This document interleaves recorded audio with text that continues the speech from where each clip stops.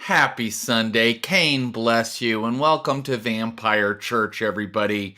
You're watching the Stream of Blood on Twitch. My name is Jared Logan. I am the storyteller for a game of Vampire the Masquerade 5th edition. Let's see if I can pull the book out here. Vampire the Masquerade 5th edition.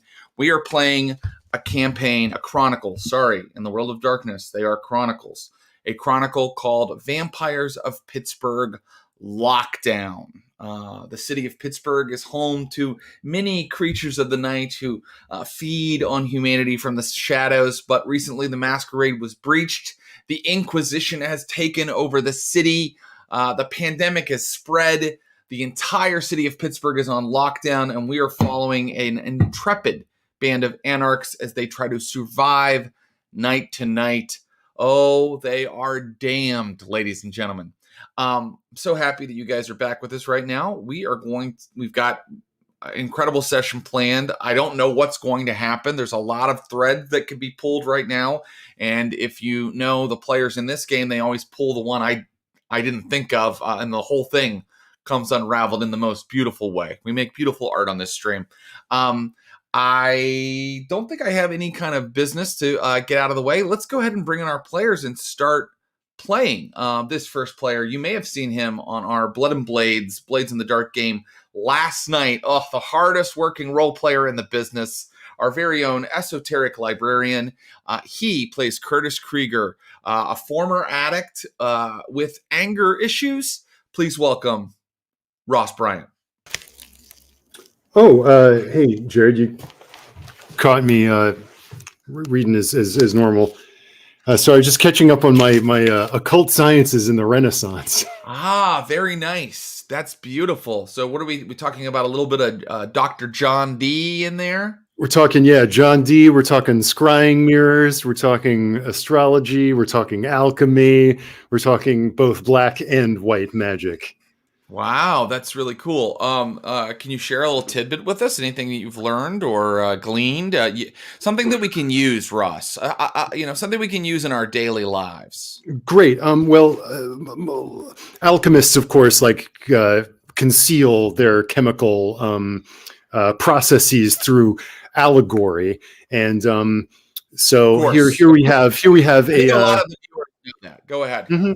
Here we have a dead body rising from a coffin, apropos to our proceedings here, which is the allegory of Osiris being killed, his limbs being scattered and then rising again. This, of course, has to do with sulfur being generated by a chemical process, rising up from this, that, or the other thing, which with continued alchemical skill, will produce the Philosopher's Stone that can, take the base dead matter and make it the transcendent gold matter, much like the dead flesh rises each night for a vampire. Wow. Holy shit. That's we could spend the rest of the stream just kind of taking that all apart. But so an alchemist, if they were writing about sulfur, they might write in in their secret code notebook, Osiris rises. Right. At dawn or something like that. Yes. And you're also alluding to the situation that the coterie is in right now, because they have a new haven, the old economy village Christian commune on the outskirts of Pittsburgh. And it's the former Tremere Chantry, and they were digging around in the old cathedral, and they found a cellar filled with reanimated dead bodies. Yeah, there's some alchemy going on in the basement. Do you think Curtis is going to suck a zombie tonight? Oh, damn. Curtis always down to suck. Yeah. All right, let's bring in our next player. She is a talented actress that you may have heard on a number of video games, Horizon Zero Dawn. She's also on Mythic Quest on Apple TV Plus, and she plays Jen Brown, the most human of the vampires. Not because she's a thin blood, which she also is, but because she just cares, unlike Ross and Abu, which just are on a roller coaster to hell. Really one of the most fun people to play with. Please welcome Ashley Burch, everybody. Hello. Hi, Ashley. I love Actually, the backgrounds, you guys are just so spooky. Right. A chain. I tried to get the color scheme of the book. I think I did it. Oh, I think you did. Right? Yeah. That's very good. Just a little lighting work, whatever. Wow. Just a bit cool backgrounds to make up for lost time when I was propping my computer up on a big stack of books and kind of hoping that I was visible. Gotta get that professional lighting going. Yeah. Yeah, looks great. Well, thank you. Well, welcome. Are you ready for this? How's Jen going to deal with these zombies in the basement? I don't know why I thought that there weren't zombies in this world. There's been everything else, but I was really shocked last week. It's like, zombies? How? This is starting to strain credulity. Yeah. Yeah, you guys have met a werewolf, but zombies was right outside of just impossible. A bridge too far. So no idea. Can vampires eat zombies though? We're about please, to find guys, out. let's please answer that question. You've got to find out. I'm going to bring in your third player. Oh man, this guy is so fantastic. You can see him on the HBO Max show Raised by Wolves. He plays Lucius Ali, an idealist, a freedom fighter, a visionary, a diablerist. Please welcome the amazing ABUBAKAR Salim, everybody. Hey. Yeah. What's up, dude? How you guys doing? Good. Really good. I can't wait to eat a zombie. You know it. You would be the one. You ate the goop. You know it. So I feel like It's not going to taste good, but who knows what kind of powers it could give you. Honestly, right? Well, should we get into it then, guys? Are you ready? Let's do it. Let's rock and roll. Guys, a year ago, these kindred broke the Masquerade, and there were consequences. The Inquisition has taken over the city. The havens are burning. The Camarilla has veiled out and gone to ground. The anarchs are scattered. Your friends have been dusted. This is lockdown, and we will begin right where we ended last time. The Coterie has fled their Steel City tanning haven that was in Squirrel Hill to go to the old economy village, the former Tremere chantry that had been abandoned when the Inquisition invaded the city. And they have a couple things on their desk right now that they're trying to kind of clear. One is that a very valuable book called The Passion of Salo, which contained all kinds of information not only on blood sorcery, but also on Galconda, a way for vampires to live in balance with the world, was stolen by a disgruntled member of their group. Circe, a Malkavian, an anarch, a gutter punk, a witch in some ways. She became quite angry with the Coterie for their actions against the antagonist Buddy. Yeah, there's Circe right there. After they dusted Buddy at the battle outside of Steel City Tanning. And so she, as an act of rebellion, which is what she's good at, stole one of Jen Brown's very valuable books and has run off into the city somewhere. The Coterie is involved in an investigation to find out where she is and get that book back, possibly get her back. In the meantime, they've been exploring this new haven, this economy village, and in the cellar of the cathedral here at the economy village, they found a laboratory. It looks like it belonged to perhaps one of the Tremere that used to dwell here. And in that laboratory, and I'm going to set the scene again, it's in like an old cellar. A lot of the equipment seems antiquated. This is no sterile modern laboratory. This is, thank you for setting the scene for us, Ross Bryant, an alchemist's sanctum, right? There are strange sigils drawn onto blueprints on the wall. There are different beakers and athanors and strange things made to hold blood. But central to the room are four big Victorian or turn of the 20th century claw-footed tubs. Those tubs have hoses and tubes coming out of them, leading to some of the strange apparatus in the room. And they have kind of like clamped with like industrial clamps, like thick plastic over them. And when Jen Brown approached, and Lucius and Curtis are there as well, I think we can say Clara, Lucius's touchstone and little sister who found this place, is sort of hanging back in the doorway. to the entire laboratory, kind of looking on as you guys kind of investigate. You guys are all in the room. Jen Brown, you looked into one of the tubs and you found a corpse, or perhaps it was Curtis. It was you. I apologize, Curtis. You looked into one of the tubs and there was a corpse that matched an old photo of a young girl. And as you watched, suddenly that corpse went and is currently pressing up against the plastic. Guys.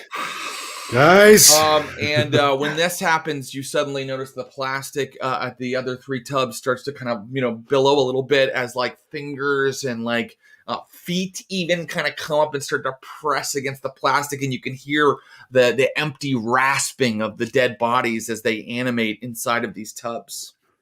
I'm gonna kind of look over. Can we tell if they're kin or not? If they are kin, you mean Kindred, vampires? Yeah. Kindred. Oh, you can if you give me an occult roll, an intelligence plus occult roll. Fantastic. I have no occult, but I do have intelligence, so I am an intelligent man. Reason. 3 successes. Hey! 3 successes. These are an attempt to make kindred. These are an attempt to make kindred, but you've never seen, even the most vile Nosferatu doesn't look as much like a corpse as these things do. These look like someone dug up somebody who was dead 70, 80 years. I mean, some of them are little more than skeletons with gray kind of flaps of flesh linking them together. Yeah. You guess, Lucius, that because Lucius, you've done a lot of things with the blood, in fact, stealing other people's souls. You guess that this was some sort of attempt to create kindred from very old bodies. Interesting. And by looking at the apparatus and stuff, do I see like things leading towards, like, to feed blood into this space? That's very interesting. Yes. You look at the apparatus, and that's a reasonable assumption, but you're not quite sure how it all works, right? It's quite complex. Someone with a knowledge of alchemy might be able to figure out exactly how some of this works, or I would allow you to make an intelligence plus occult roll, but you would need like 5 successes. It would cost less successes for someone with a knowledge of alchemy. I think I'm going to relay this information to the team, like say, like, it looks like they were trying to make them like us, but in a different way. It's almost backwards. Do I have enough knowledge of alchemy to potentially ascertain what Lucius was trying to see? I think that you could. I will allow you to roll your thin blood alchemy at 3 plus your intelligence, Jen Brown. Okay. And because you have read a little bit of the blood sorcery books, I'll go ahead and give you an extra die as well. But this is high level stuff, so I still need like 5 love that successes. Jen Brown face. There we go. I love That was it. a I love it. That's pool the of will. 8, and That's I the got willpower roll. 2. Amazing. You think you know how it works. You think you know how it works. There is a place where blood, particularly kindred vitae, could be entered into one of these devices, and then you could open some of these valves, and it would feed into each of the tubs. And you can tell that the corpses inside are hooked up to some of these tubes. So you could feed these corpses blood if you want. But at this point, I would really love to call for an insight roll from everybody. And let's call it a composure plus insight roll. And Jen Brown, for your roll, you're going to add +1 again to this.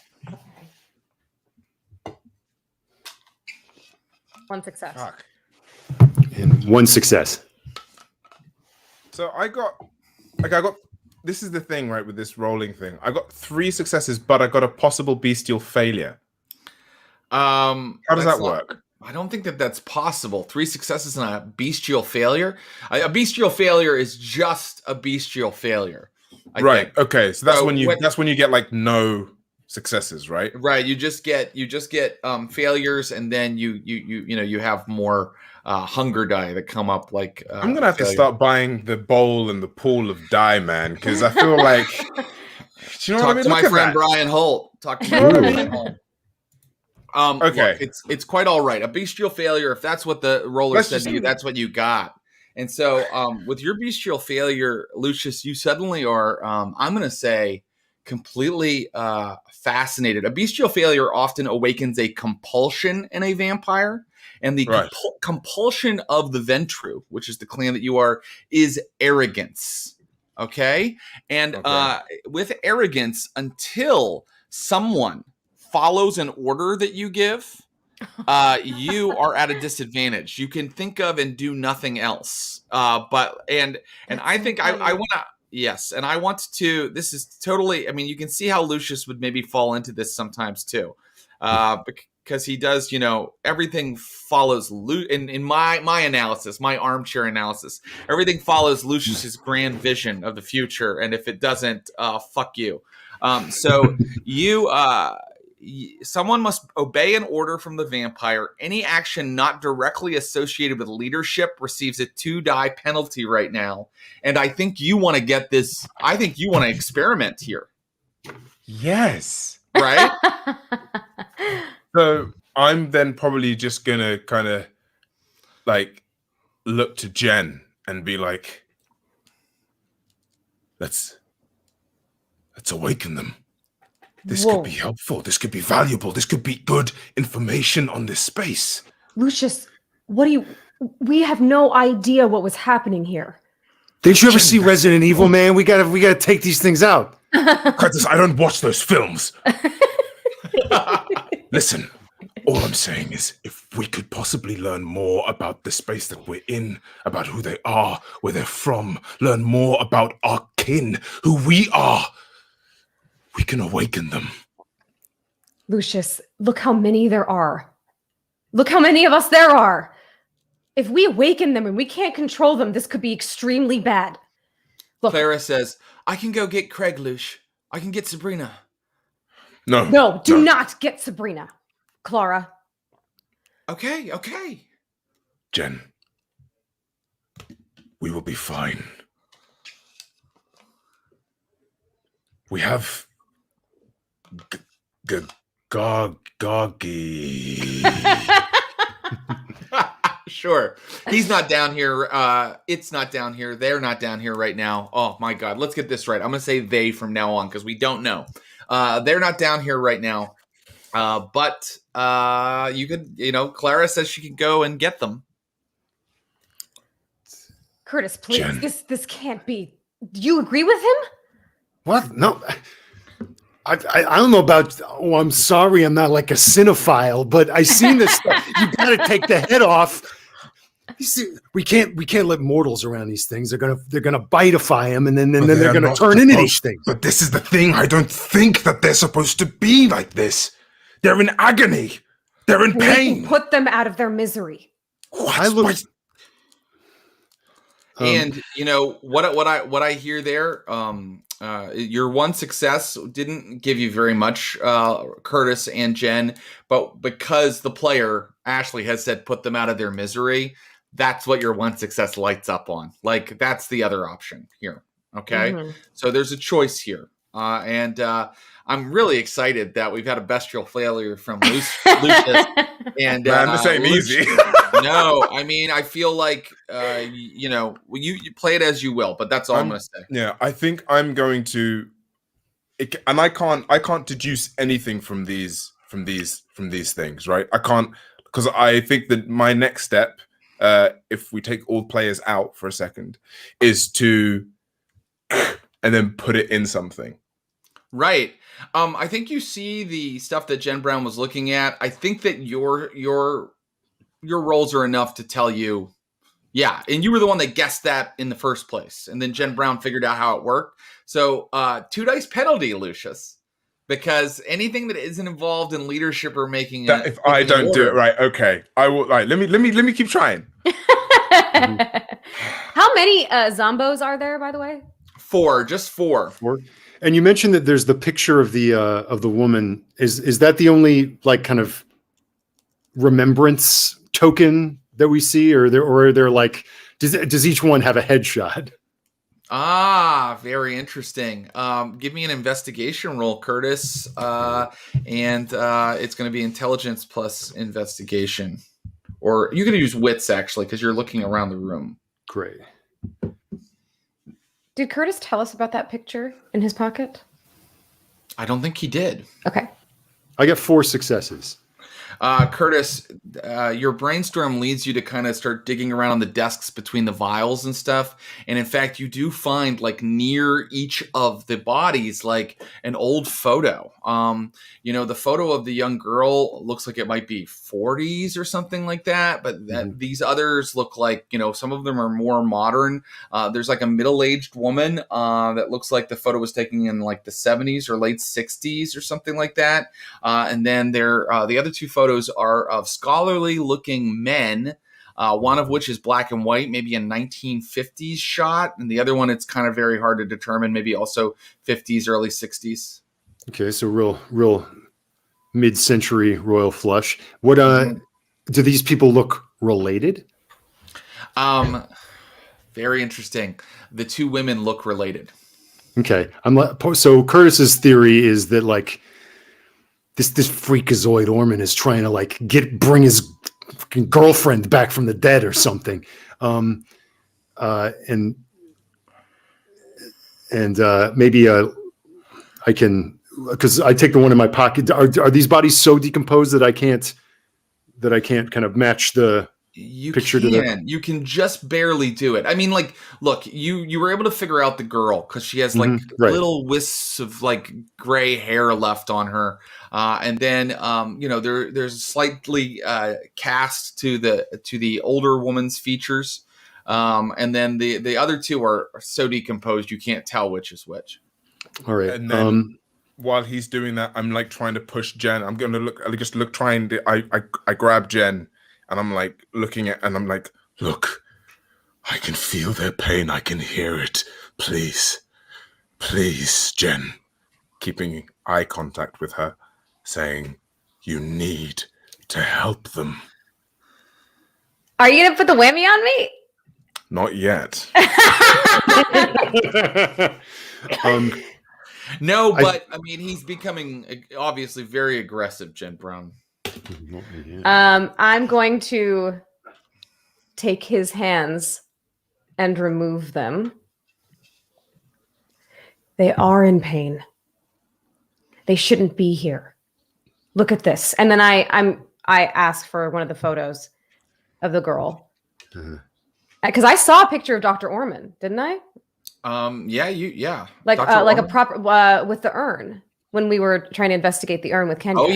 Oh yeah, that's correct. Yeah, Orman's got his hands in all kinds of weird occult stuff. This is really weird, though. Obviously, I think this is maybe when Curtis, who's like kind of caught between mom and dad as usual, is like, I don't know. I mean, if Orman cares for this lady, and we got her. Might provide some leverage if the Camry ever starts knocking on our door.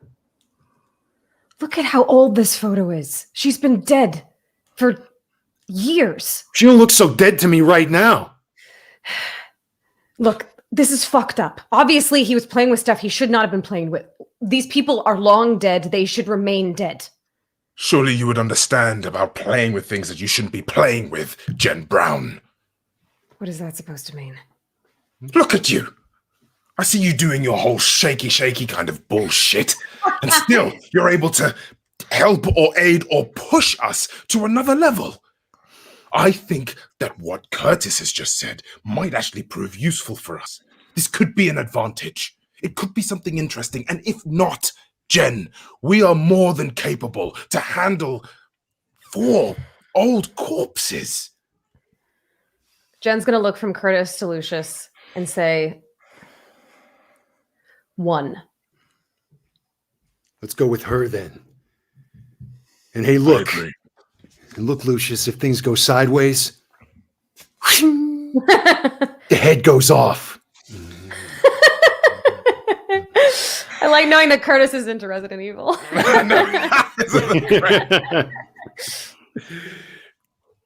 Okay. So Jen Brown has agreed to allow them to sort of awaken or feed blood to one of the bodies. Is that correct? Mm-hmm. Okay, great. So is Jen Brown going to show Lucius how to use the apparatus? I think I'm going to say first, we kill the other ones first. What? I said 1. We don't know how this works. If we put the blood in it, it might feed all of them. They might all get revived. We kill the other ones first, and then we revive her. Agreed? I don't think that's the way. Surely not. I mean, Curtis? what if it... Agreed. God, you people watch too much fucking films. Lucius, since you got your way, I'm going to say that your 2-die penalty is... I know it was a compromise, but you're still getting your way. You guys are experimenting. So your 2-die penalty is gone. Your bestial compulsion has kind of... You don't have to quite be as arrogant anymore. And now, are you going to destroy those other bodies? That's the idea. That's the plan, I guess. Very good. Tell me how you're doing it. I can tell you that when you look into their, their cradles here, these tubs, they're still just kind of ineffectually like just pushing against the plastic. Yeah, this is a mercy. And so I think I'll just carry out the plan that look, you need to watch more movies, okay?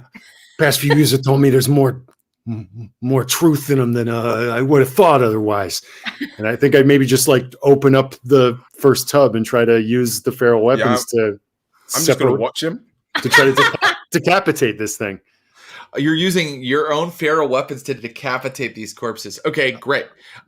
You pull, you slash off the plastic covering the first one. This is one of the unidentifiable ones. It's like little more than a skull on kind of a dried husk.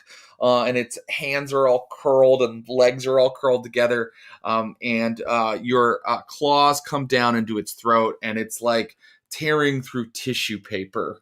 You just feel whatever is barely alive inside of it snap, and it suddenly falls inert, and it is nothing more than a little dried husk again. And something about it feels right, Curtis. It feels really right. Not like you've killed something, but the room is a little quieter. It's a little calmer. The other corpses aren't struggling quite as much or rasping quite as much after you've done that. Do you move to the next one? Yes, I do. And please tell me if I'm getting anything wrong. You rip back the plastic. This is the other unidentifiable one. Mm-hmm. And this one has the kind of yellow bit of a old eyeball still kind of rolling around. And it's and you see it kind of looks up at you, and you can almost make out where the pupils used to be. And you're getting some kind of feeling, some kind of pleading feeling from it. What do you do? Is it pleading for mercy or pleading for death? I don't know. What do you do? After feeling the quietus that descended over the room last time, Curtis is like, shh. And again, the little bit of bone and vein that was connecting its spine snaps, and the thing is inert and quiet again. And now there are only 2 left. The formerly young woman and the formerly older woman who were apparently related. They look like they're related from their photos. Who do you go for? I want to take out the one who's not the woman that I found in the pocket, the one that the clues seem to suggest had the most intimacy with its resurrector, its reanimator. Right. This body isn't struggling anymore. There's kind of like a little crown of hair left on it, and it's just kind of whispering. Can I listen and see what I hear? Sure. Please, please, please, please, please, please. I love you. I love you. I love you. Please, please, please, please, please. I love you. I love you. Please, please, please. Don't do this. Please, please, please, please, please, please. Can I? Do I hear that as well? No, I think only our friend who's very close. Although, if you wanted to kind of intervene, you certainly may. I'm not going to stop you from doing that. If you want to go up there and investigate, I think I wouldn't unless Curtis pauses.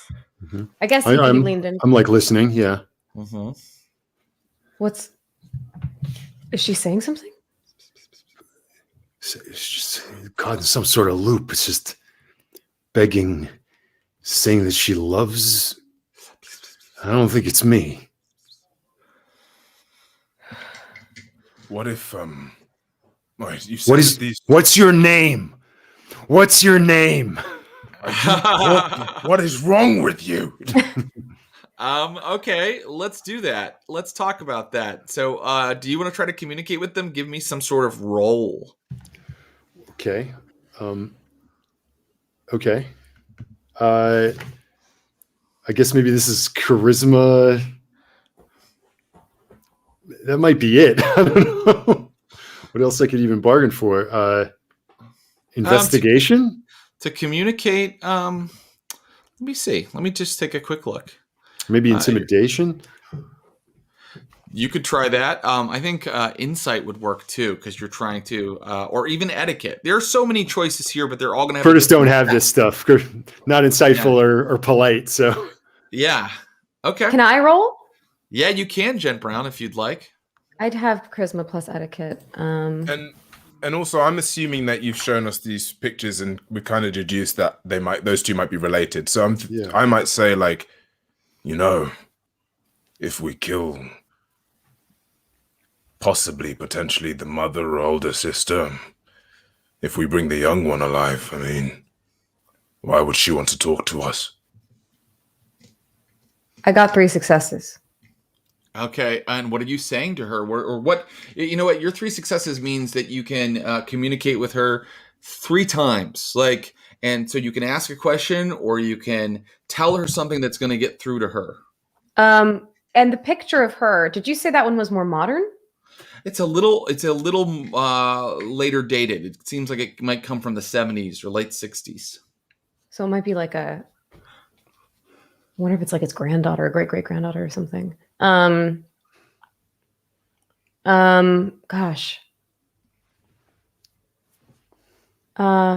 In the photo, she looks like a handsome middle-aged woman with those boxy mid-century eyeglasses, a green dress, string of pearls, looks, kind of conservatively dressed for the time period, kind of looking out, and there's like a party going on behind her, perhaps some sort of wedding or something, and she's like, uh-huh.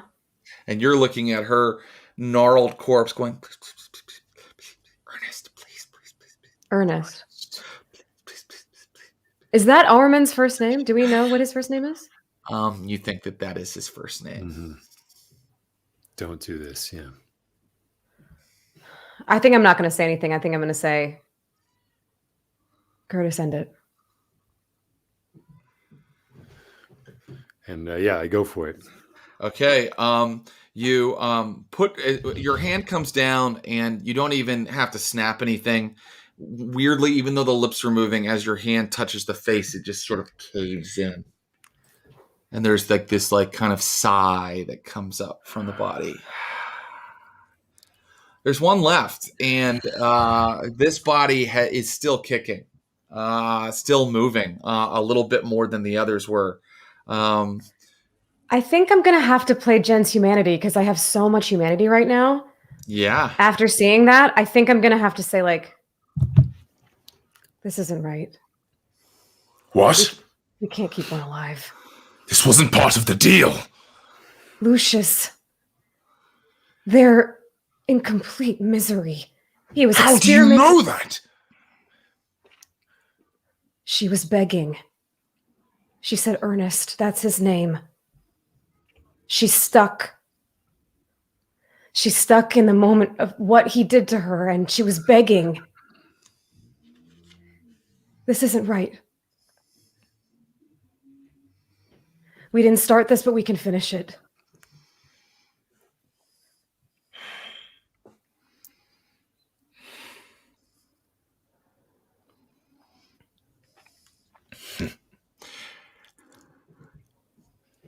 Do what you must. Lucius. I said do what you must. Curtis. All right. And yeah, is this body saying anything or? This body, this one seems, for whatever reason, even though the photo is maybe one of the oldest, it seems very well preserved. And so it's still completely gray, still a corpse. But as I said, there are wisps of hair left, and it's just kind of going.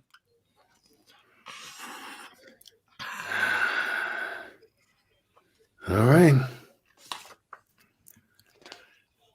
Still think it could be a bargaining chip, but it doesn't want to be alive. And so yeah, he comes in and snip. This one takes a little more work. Mm-hmm. In fact, let's see how messy it gets. Could you please give me a roll? Yes. Jen's going to turn around. Before he even does, I'm going to say, I hope you enjoy killing children, Curtis. I'm just like, excuse me? Well, you're about to kill a child, aren't you? How old is this girl?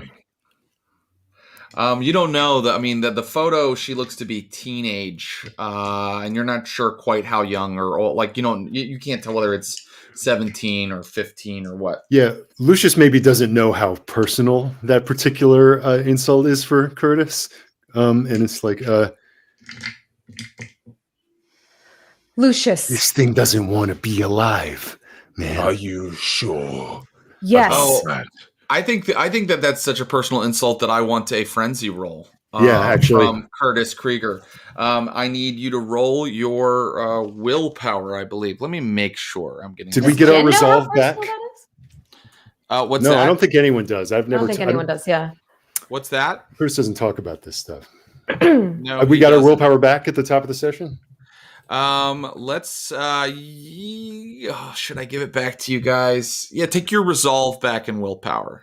Okay. Okay, wait, I just want to make sure I got the frenzy right here. Okay. Go ahead and roll your willpower. I think that's how it works, but I'm just making sure. Mm-hmm. How'd it go? 3 successes. Okay. 3 successes is really good. Yeah, and this is a rage frenzy, right? Let me just make sure we got that right. Fury frenzy. Cell stimulation. Difficulty. I would say, yeah, you've met the difficulty. A willpower test. Okay, great. Yeah, we did it right. And it's difficulty 3, and you just made it.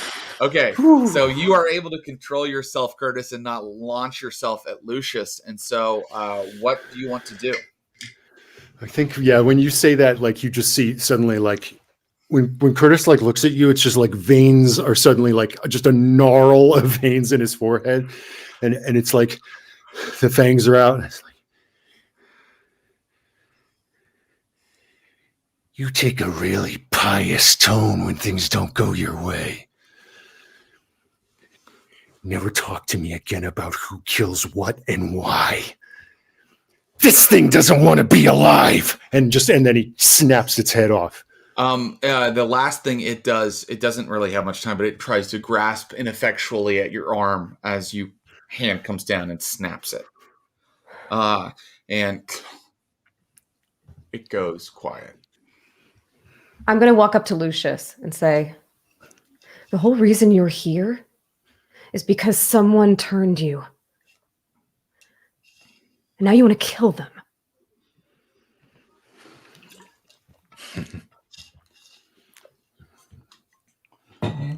Right. I'm going back upstairs. And she walks out.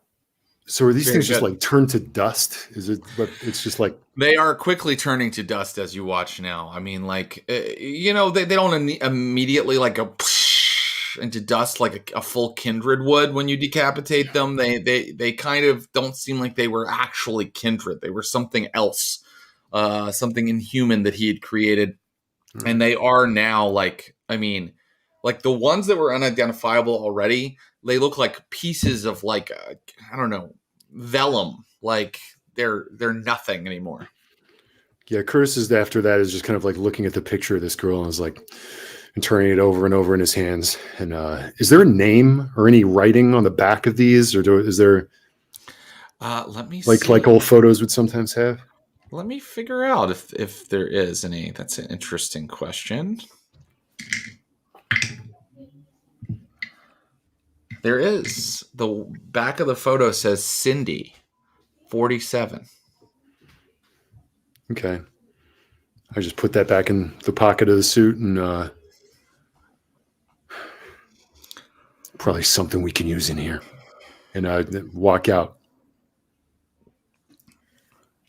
Okay. I believe I had said that it was almost sun up when that encounter occurred. So it is about time to slumber, unless anybody has any final action before the sun comes up over the hill. Actually, I think Jen might check in on Curtis since he had such a big reaction. Okay. It was Susie, right? Cindy. Cindy. Okay, great. And, For a second, I had this image of Curtis Googling Susie Orman and getting all the financial guru advice. It's like, damn it. That's a classic role. Like that's a classic game master mistake. Is like accidentally giving someone like a famous name, and then your players just laugh for days. Okay, yeah, But no, you didn't. It's yeah. That's why I'm a pro, baby. I don't accidentally name people Suze Orman. Lucius, I will just say, as you come back upstairs, you see that Sabrina and Craig are taking the money that you've given them, and they are getting ready to go out for the day and make some purchases as things start to open up. Cool. They're even brewing coffee in the little kitchen in the Economy Village dormitory here. Yeah, there's Craig Lindell. I'm going to sort of nod at them and be like, have fun. And sort of go to bed. Great. They're kind of like, because your humanity is at 4, when you say that to them, it doesn't have the effect of like, hey, we will. Thanks for saying it. It's more like they're like, and Jen, yes, you can talk to Curtis. Hey. I think I am currently Googling Cindy Orman just to see if I get any hits. 47 or 40s. And then it's just like, what? Are you okay? Yeah, another day in fucking paradise. What the fuck else can this city serve up? I just mean what Lucius said. It seemed to strike a chord or something. I just wanted to... Don't. Okay? Okay.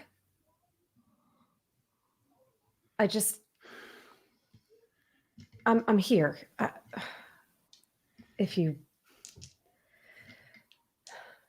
I know that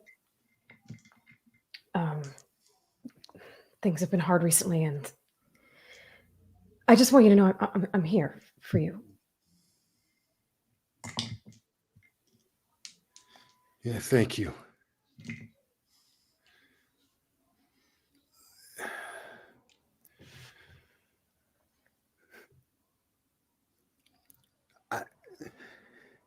Thank you. That means a lot. That's enough. Okay. Listen, there's stuff you don't need to know and you don't want to know, okay?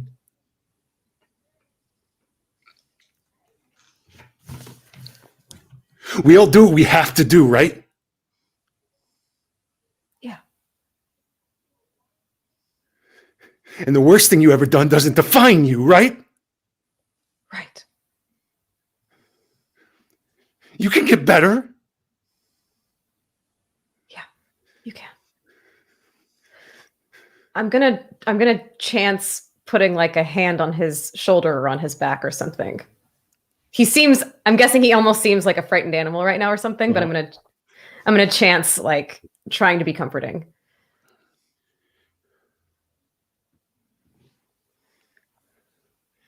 But hey, this is a nice place. Shame about the neighbors. Look, Anyways, I know you had a whole life before I knew you. We both did. And I know you've done stuff you're not proud of. I just want you to know that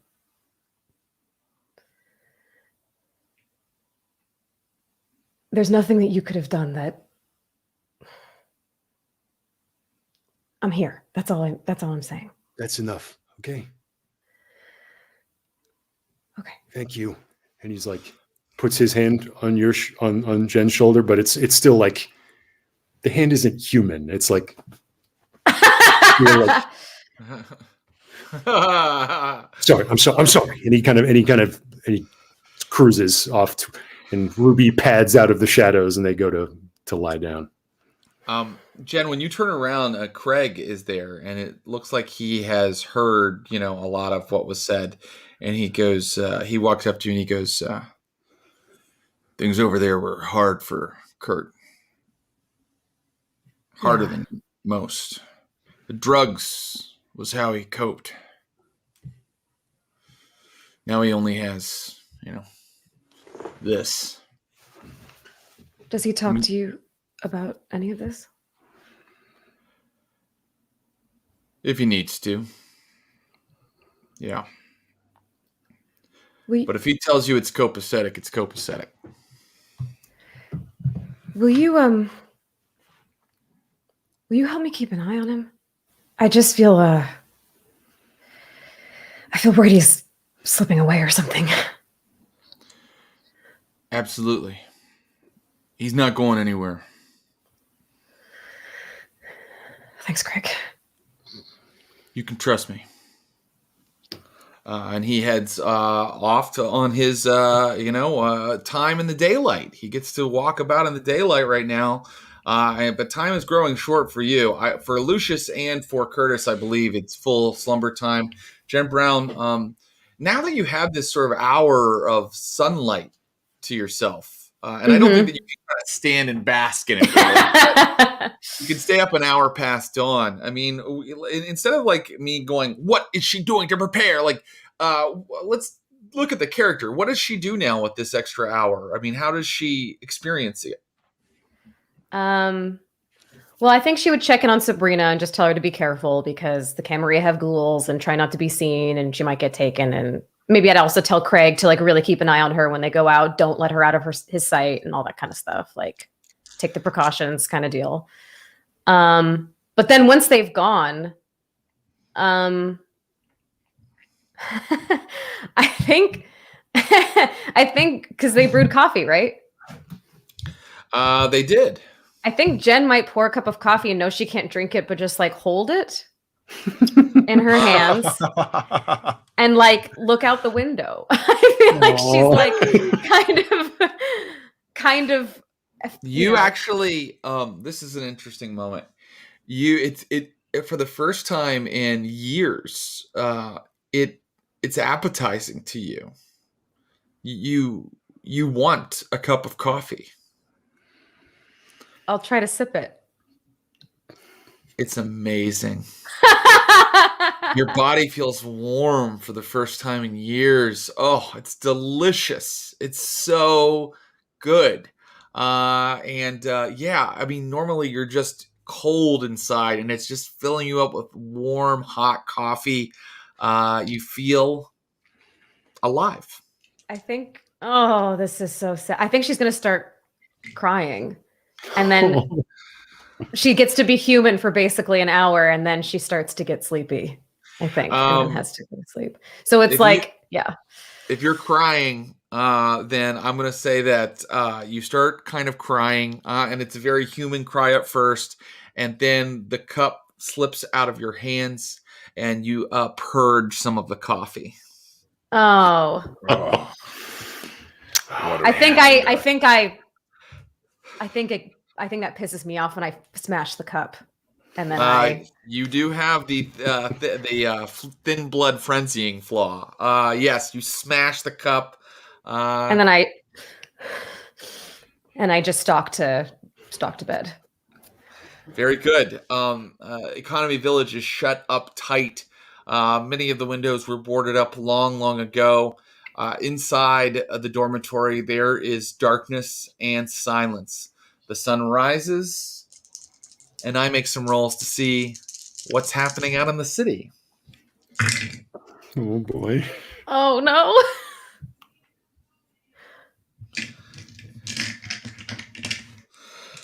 His expression's inscrutable. I know it is. You just hear that dice rain. Okay. Let's see here. Okay. This is going to be... Okay. Sorry, I just need to make a note. And then I have one more thing to roll here. Here we go. That's how many successes there. That's how many successes there. And one more thing to roll. Who's succeeding? Who's succeeding and at what, right? You know what I've learned? Like, success doesn't actually mean a good thing now. Yeah.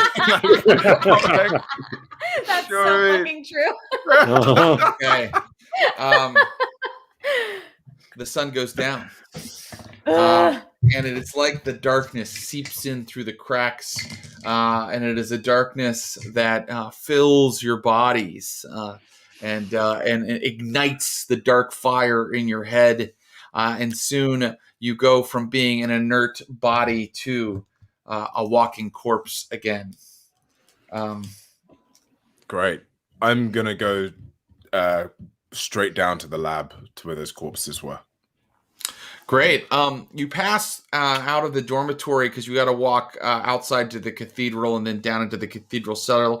When you go past like the kind of common room of the dormitory, you see that Sabrina has in this kind of common room in one corner set up an enormous computer rig that she's currently putting together. Okay, good. And Lucius, you are down in the lab. And you find Clara down there looking at like some kind of like amulet with like, it looks like it's got a hunk of amber hanging off of it. And she's like, "Oh, hey, Lush, I wasn't doing anything." That's fine. I think you were going to do the same thing that I would do, which is look around a bit, see if we could find anything. Right. Yeah, I mean, like, this stuff might have like, you know, new powers for you. Like, you could control bats or like, you know, shadow demons or something like that one guy. I mean, maybe. What's that in your hand? I don't know. It's kind of pretty. I'm going to take it and look at it. Do I notice anything interesting about it? It has there's a little bit of it looks like a crustacean or something, kind of frozen in amber inside of it. And then it's on like a leather thong. Could be useful. I'm going to pocket it and be like, have you seen any notebooks, anything of any sort of note-taking that this... I mean, surely someone experimenting here must have some form of written word. Yeah, but it's all impossible to understand. I mean, look at this stuff. And she like starts opening like these dusty old like journals and stuff. Pardon me. And you see that it is written in, like, he wasn't writing like, I decided to do this. He was just writing formulae and amounts, and he had code for everything. Like, you don't see the word vitae or blood written anywhere, but you see certain words like written over and over, like Elan Vital and like things like this. Like he was full sorcerer, and his stuff is almost indecipherable. But if you would like to spend a night studying it, I can start a process for you to kind of understand some of it. I think that's what I'll do. Okay. Then you need to roll, let's say, intelligence plus occult. And tell me how many successes you get, because you're going to start. This is, by the way, this will take, I'm going to roll a die to see how many hours you spend on this, and it might take up the whole night. Would I be able? I mean, like this might be silly, but I can't blood surge, for example, on this kind of thing, can I? Because it's a very passive sort of move, is it? Interesting. Wait, I think that the new rules say that blood surge can increase like other attributes. Am I wrong about that, chat?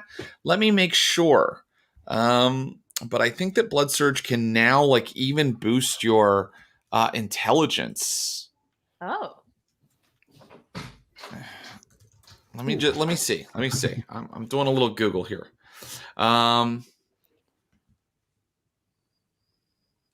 Errata rules. Okay, I think that it's so Lucius to do that. Like Lucius thinks that you can blood surge intelligence. People are saying that it can affect any attribute. Thank you, chat. Okay, I'm gonna go with that.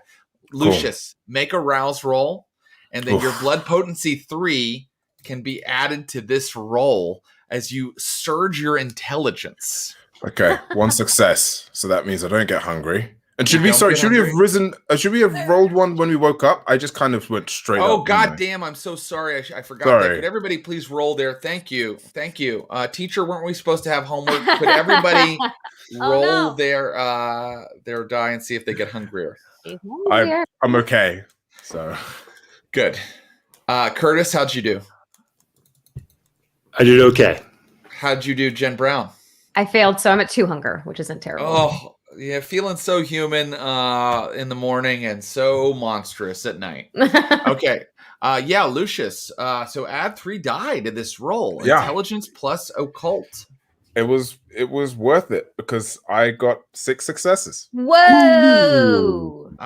So that is surge to read. To read. Reading rocks. On the other hand, Lucius, and I hate to take Lucius out of the out of the narrative a little bit, but I think it's going to take him 6 hours of study. And those 6 successes don't even have him unlock anything yet. I know the amount of successes he needs to unlock it. So that's his night of study for tonight. During those 6 hours, while Lucius is down there studying, what do the other 2 do? And keep in mind that book is still somewhere out there in the wind, and you guys you were on the trail of it last session. So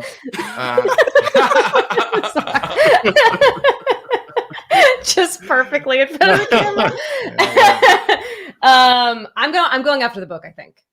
Since Sabrina's here, I'm like gonna check in, make sure they're okay and everything. Oh, actually, first, what I would like to do, I don't know if there's an actual tech way to do this, but I basically want to block her from being able to contact the Camarilla if they still have access to technology. Ooh. So I kind of want to put like whatever schools do to prevent you from going to certain websites or whatever the hell. I want to do that. And I'm going to be transparent with, I'm not going to lie to her, but I'm basically going to say like, we need to keep this on lockdown so that people can't find us, means that we can't find certain people, but like, it's very important for everyone's safety that this is like contained in this way kind of thing. You're saying that to Sabrina. Yeah. I'm trying to give her a justification. That's not a lie, Jen, but you're putting parental protections on me? You can't do that. I'm a coder. I'm not parental. I need full access. Sabrina, we can't. You don't trust me. Why don't you tell me how you feel about Sonia today? I feel that she is a strong leader and a strong woman, and that she really wants what's best for the city, whether you believe that or not. Yeah, I need to put protections on the computer. Jen, no. You're not doing that. Sabrina. Don't fuck with my rig, Jen. Sabrina, listen to me. If Sonia finds this place, we're all dead. She's not going to try to kill you. Okay? No, you don't understand. The Camarilla, they're in trouble. They need you. They really want to help you.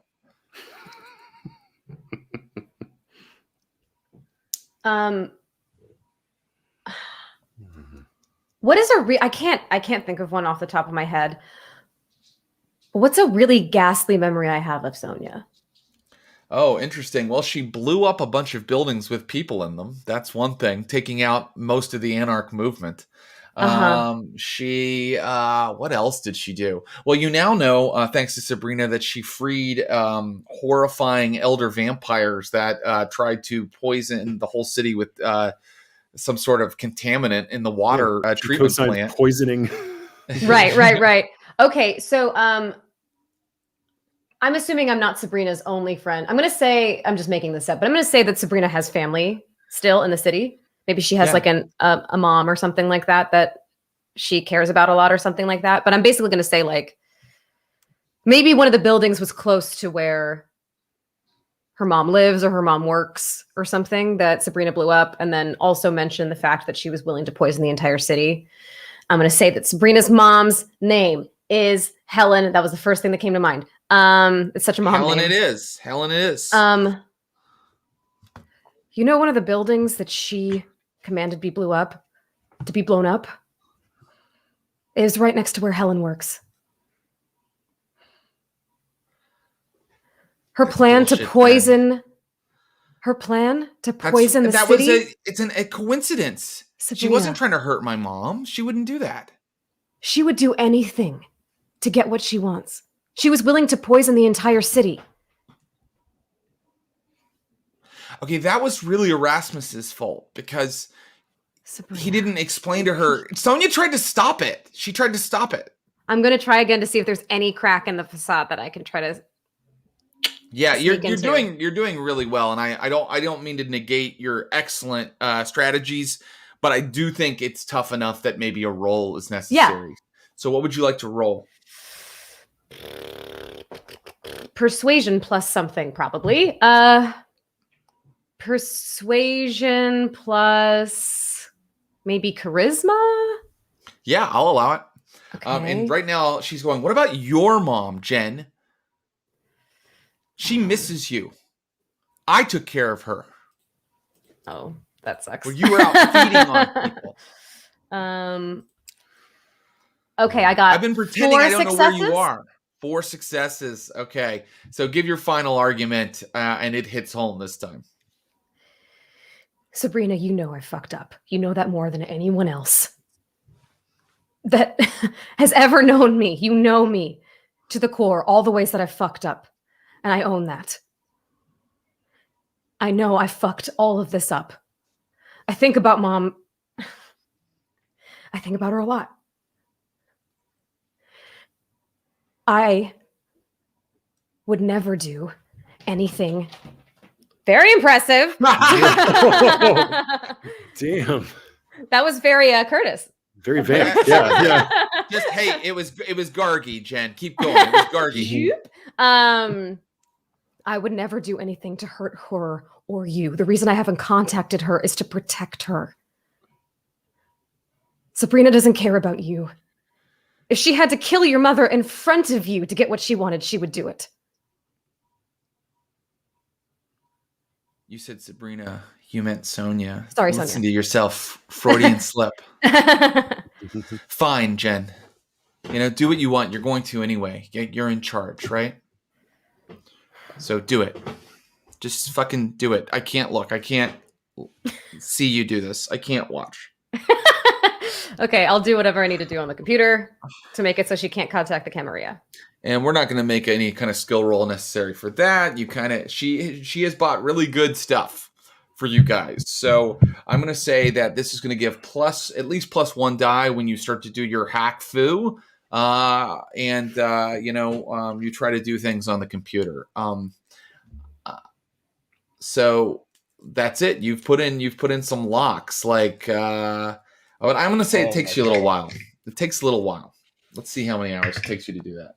Yeah, it takes you like 5 hours. Really? I mean, I think that it's tough. Like you're literally trying to tell me. And actually, let's make a note of this so we know. What are you specifically trying to stop her from doing? Contacting Sonia? What does she not have access to now? I basically want to make it so that she can't. Maybe if there's a way to make it so that the computer can only research, not like I know that this probably doesn't exist in the real world, but basically like she can't send outgoing messages effectively. Because I don't know what ghouls they have. I just don't want her to be able to reach out to anyone. So she can access anything that she wants to like look stuff up or research things, but I want her to be barred from sending out correspondence. Basically, let's simplify this. You have put a bunch of very tough to break passwords on all the types of programs that would allow her to hack, would allow her to communicate. And on top of that, you have kind of put in certain safeguards. So if someone were to upload certain programs that are unapproved, they don't work unless you get in and kind of fix it so that they work. So basically, this is something you have to stand behind her and put in her password for her to allow her to work. She can't just during the day get on the computer and start creating horrible chaos for you. Okay. Does that work? Yeah. Great. And you put in a keystroke tracker so that you can see what she is writing and sending and typing in. Great. She when you're done, like she kind of comes to you and she's like, "Thanks for not just having your evil doctor do the mind whammy thing on me." No one's going to do that to you anymore. I promise. All right. Well, I was excited, but kind of lost some of the fun for me now. Hey, you can still. I'm going to pull up something. I don't know, like maybe is there something that we want access to right now? I don't know. Maybe we could try. Maybe I could give her the task of trying to like get into the Inquisition's. I was going to say mainframe, but like she was trying to disrupt their calls so she can start tracking down stuff about the Inquisition. And I feel like they're really hard to track. So I think that would be fun for her. Okay. She's going to try, she'll try kind of to pull together a data profile on the Inquisition, like the things that they're doing, where they might have, teams out looking around, like what they're investigating and stuff like that. Does that sound good? Yeah. Okay, let me make a note. Sabrina is inquisiting the Inquisition. Okay, great. So that takes that long. Curtis, you have time to do something. What do you want to do? Well, first off, did my Google turn up any results about this woman on the picture? Do I know anything about her? Yeah, okay. No, there's, like an obituary or. Yeah, it's you don't get like a significant obituary. It was a long time ago, and you're getting a lot of Suze Orman hits, right? But you're not getting you're getting like advice. People exactly. Well, no, honestly though, you all are getting like people who are alive, their Facebook profiles, their their businesses and things like that, who also happen to have that name. Great. Okay. I think I want to maybe talk to Craig real quick. Just like, he's not here. What happened? And then as soon as I clock that, then I maybe go over to Sabrina and be like, "Hey, where'd Craig tip off to?" I don't know. Is he not back? Well, you were with him today during the day, yeah?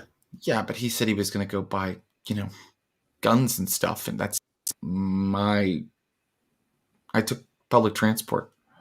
He took the car. Really? Oh, no. He's not back? No, he's not back. And I call him. Oh no, we gave the drug addict a bunch of money. Yep. He doesn't answer. Oh no. Do I now? Jen let slip, I think, meta-wise, that she put trackers on all our phones. But does Curtis know that? I don't think so, unless you've been forthcoming about that. But anyway, I'll just go to you if you're nearby. But you're working, I guess, probably in the same area where Sabrina is. It's like, hey, not to interrupt, but Craig's off the reservation. I don't know what's going on. When's the last time anyone saw Sabrina? I thought he was with you. No, he left. He went to go buy, guns and stuff. I don't know. Was I supposed to watch him? No. It's okay. Just give me a second, and I'm gonna go I'm gonna step away and see if I can see where Craig is on my phone. You can track him. He's in a pretty rough part of the South Side Flats. Shit. Come on. Do we have access to another vehicle? Oh boy, chat, get ready. It's time for a new car. Come on down. How are you going to get a car? I don't think you guys have another one. I think there was the Tahoe. Wait, we said there was the Tahoe. What happened to the fucking? Oh, I think that one car got left destroyed, outside of Steel City Tanning. I think Tahoe's the only one we got in play, and now it's with Craig. Okay. And right. Look, I want to roll, and if the roll fails, you guys are taking public transport over there. Oh no! We have Gargi. You do have Gargi. Gargi is pretty. That's traveling heavy, but quickly, I guess. Yeah. Did Craig finish my my saddle before he left? He sure didn't. Okay. He sure didn't. He went to go get all the supplies you guys needed. Okay. Right. Okay. A roll. Do I travel with fucking gargoyle down to? Seems hard to keep a low profile. He's stealthy until you need him to do something, and then he's very not stealthy. Or you could try to. Maybe you could roll to get a car right now. I'm not sorry. I didn't mean to interrupt you. You certainly could take the gargoyle. I mean, the gargoyle moves pretty damn fast. Honestly. Yeah. I might try to roll to get a car. I feel like we're just racking up so much car theft. It's bound to come back to us. It's part of the fun of Vampires of Pittsburgh. They're actually thinking of putting a thing on the wiki, or it might already be there. People are counting the cars we've used up in the or although actually it might be simpler just to call a lift or something. And you could do that. The other thing, which I think this is probably way too sci-fi, but could Sabrina hack an electric car nearby? I'm trying to give her something fun to do. Could Sabrina hack a Zip car? Go on. Is that the series that we're in right now? Sabrina? You know what? I think that hacking an electric car, I think the chances of that are pretty slim. That's I think fair. it's pretty slim. Okay, so barring halt and catch firing an electric car nearby, I'll just call a lift. Okay, so you were in a lift. There's plastic all over the seat. The guy's wearing 2 masks. He's got big kitchen rubber gloves on as he drives you down into the South Side Flats. And soon he pulls up to the address that Jen Brown gave you. I'm sorry, who all is here? Is it just Curtis that's going? I think if Curtis wants me to go, I would go, and if not, I might try to go after the book. I think. Oh, okay. I think maybe this is I'm happy to go by myself. I feel like this isn't Jen's speed. And I'd assume you're doing this within the 5 hours that you're working on the computer and I'm reading a book, right? That's true. We could say you guys have there's probably about 12 hours in the night because we're in kind of a April right now. So if you want, you guys could finish up and then go do something now. We could move into kind of an action scene or two now. Okay. Cool. Yeah, let's do that. So Lucius, you finish with your studying. You can't study another word for now, but you feel like you're onto something. You're getting close. Okay. Cool. So I'm going to handle Curtis and Craig for a moment, but think of where you would like to go and what you would like to do, Jen Brown and Lucius Ali. So the Lyft driver is like, this pandemic's crazy, right? Yeah, yes. I'm like, yeah. It's like you lose all track of time, right? It's like one day's the same as another. Yeah. You know anybody who's gotten it? No, just lucky, I guess. You? Oh yeah. My uncle. Sorry He's to hear okay that. though. Now, Are you okay, man?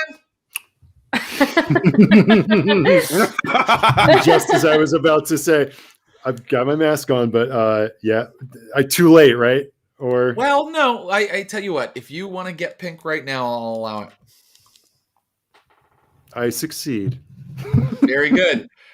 He looks in the rear view again, and you look fine. You look like a person. And he's like, okay, because I can't have any sick people in my car. Don't worry, I feel great. And hey, apart from allergies, by the way, thanks for letting my service animal ride. Some drivers are a real jerk about it. I love dogs, man. Same. And I should say that while Curtis is dressed in a suit, he is wearing a mask that says "Never mind the dog, beware of owner." So good. Okay, here we are. Are you sure you want to get out here? And you are looking at a building that was shut down before the pandemic. Great. It's like, yeah, you know how it is. These neighborhoods always changing. You might see some redevelopment here before too long. Yeah, they take out all the beautiful old buildings. It's the natives can't live here anymore. It's all these fucking, these tech entrepreneurs. They make the city unfucking livable, man. Ooh. Hey, you're preaching the choir there, brother.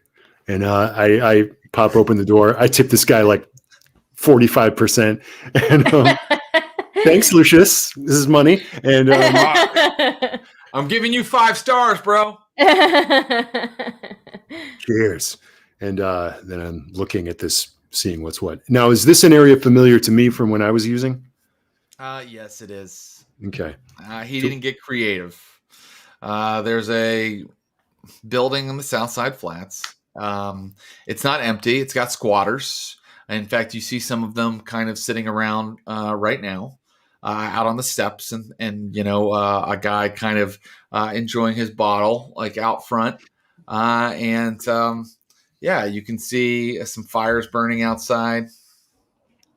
Okay. And so I'm sorry, I see some fires burning outside and it's a building. I'm sorry, not a dangerous fire, like in kind of trash cans, like cool. People are keeping warm. It's not high summer yet, so people need to keep warm. All right. So I begin to walk in. Great. So you begin to walk in and yo, young buck. Hey, the guy with the bottle is yelling at you. Yeah. You got any money? Help a brother out? Hey, man, you know how it is. Don't carry much cash nowadays. I can give you a tip on what's inside. What you got for me? There's some bad business in there, young buck. Oh, yeah? Yeah. What's going down? And now I pull out some money. If they don't know you, they're not going to let you in. Do they know you? He takes the money. Mm-hmm. Who's they? Punks that run this building. Huh. Hey, let me ask you a favor, since you're being so kind. If I give you a little bit extra, can you watch my friend? and I have Ruby just go up to him. Oh, he gets down. He's like, "Hi, doggy." Oh, yeah. I could watch her. Yeah, she's real sweet. I could watch her. Don't worry. And I'll if I can communicate like to her, just be ready. And then I walk in. And when I walk in, I would like to, for the first time, do an unseen passage. Ah, okay. Ooh. So as you go into the shadows of the of the building, which is not hooked up to electricity, Curtis walks into the shadows and is gone. He fades from view.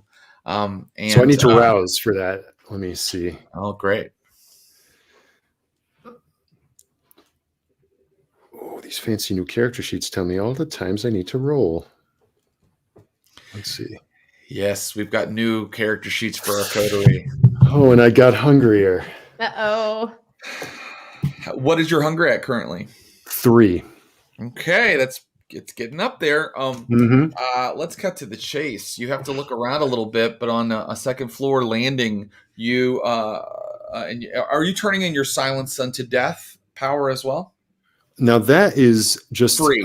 That's free, and yes, I do. So, these old rickety steps make no sound as you travel over them. Like it's like you are completely silent. You are completely invisible. And when you get to the top, you see that Craig is nodding out, and there are 3 junkies going through his pockets. And they're pulling out some of his cash. They're pulling out his piece. One of them's got his gun. Mm-hmm. Okay. So I 3 of them, huh? So yeah, okay, yeah. I go in and I survey the room. Is there anyone else in here? There is another junkie or user. Who is laid out, out. They look like they've already gone through his pockets. Okay. Is there a door to this room, or is it broken off the hinges, or is it? No, this is like, this building used to be some kind of like, I don't know, old office for, a business, like a piping business or something that's kind of gone out of date. And so you're kind of in an open area when you get to the top of these stairs. Top of stairs. Does it open onto Come to the top of the stairs, and you're in a big open area that'd be like a bullpen, right? There are corner offices or like side offices off of that. There is one wall with windows facing the street. And there are it's old fashioned, so not full cubicles, but there are little half walls here and there that would have kind of separated areas of the office, clerical pool from people, doing sales and things like that. But that was a long time ago. Everything is wood. Everything is in very bad disrepair. There's graffiti everywhere. That's the oh, there's like piles of shit in the corner. It's not a good scene. Bad scene. Okay. Yeah. Bad scene. So, okay, I just move up to these guys slowly, and they don't see you. They don't even know you're there. They don't hear you. They don't see you. And they're like going like, ha, ha, this guy's the motherlode, dude. Check it out. Nobody's going to fuck with me now. Huh? Bad move. I go to gun guy, and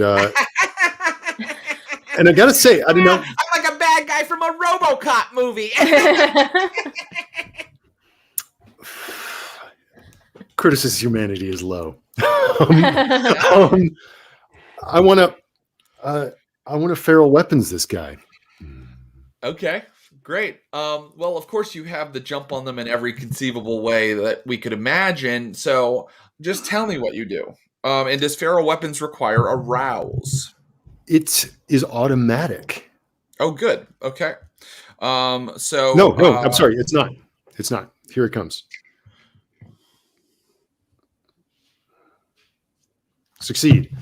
All right. That's good. Okay. That's very good. What do you do? I would, if I can, switch to the perspective of these guys who's like he's like laughing and pointing it in their faces.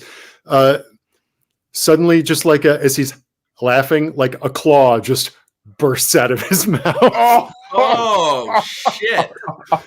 As the feral weapons just punctures the back of his neck and like comes out of his fucking mouth. You are now visible to them.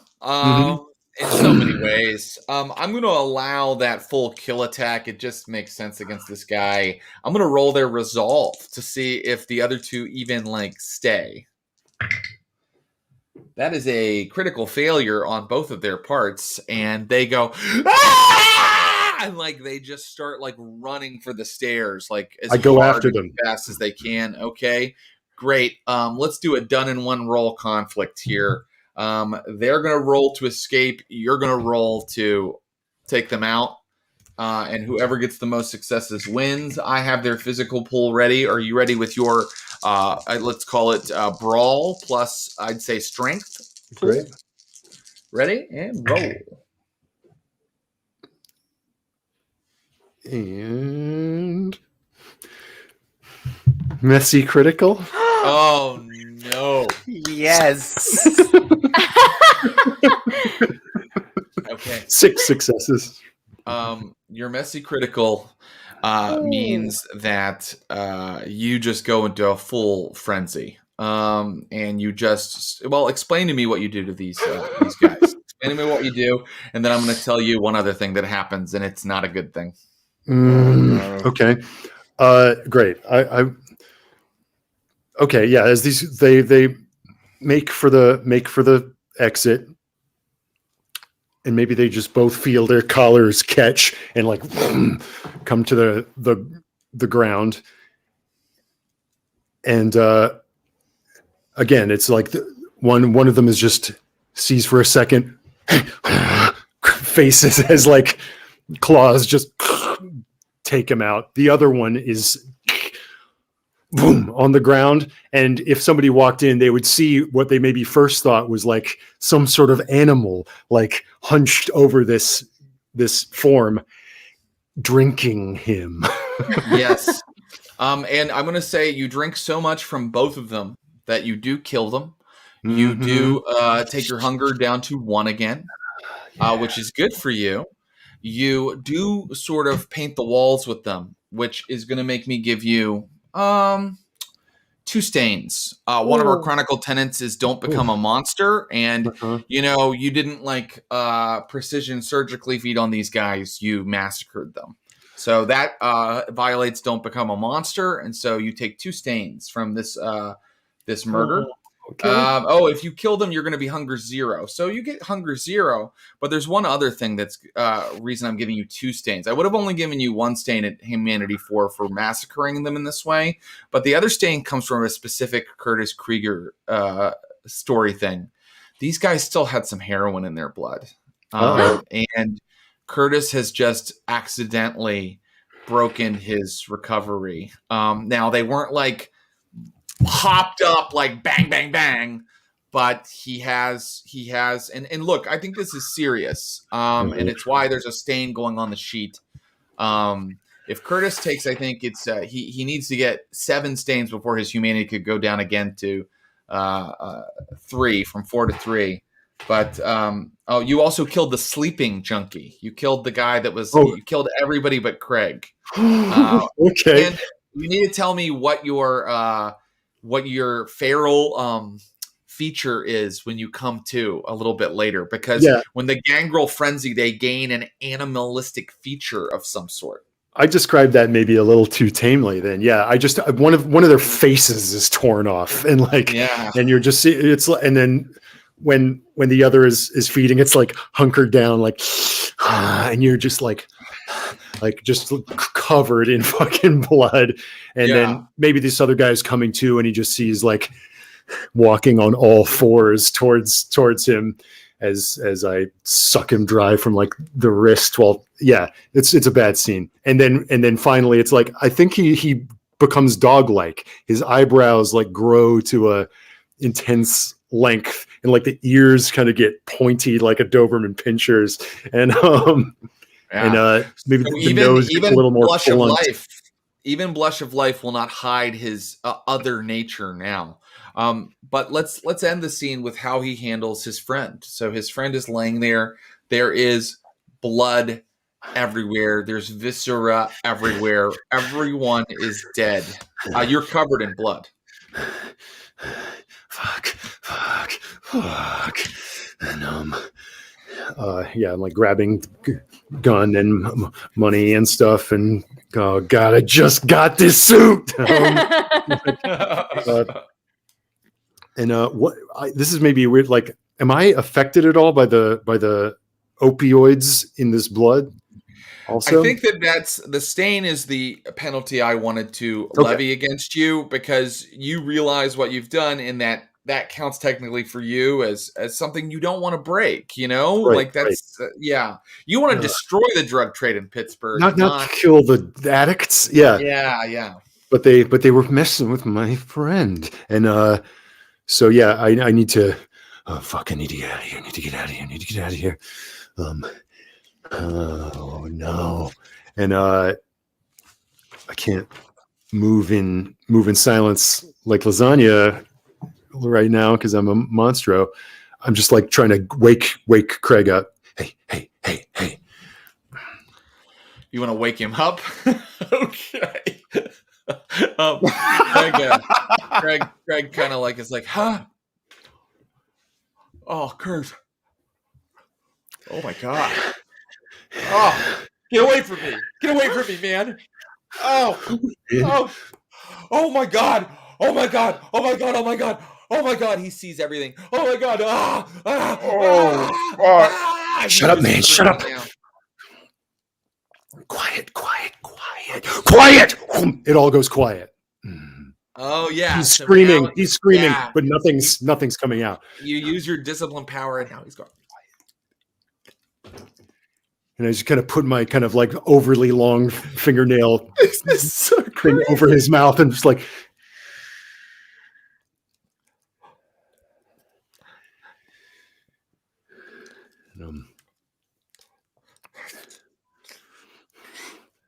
And then maybe I let it drop. Looks like somebody. You get caught slipping, Craig? I'm sorry, Kurt. What did you do? What the fuck did you do, man? These guys were trying to roll you, man. They were ripping you off. We gotta get out of here. You're right. You got to get out of here.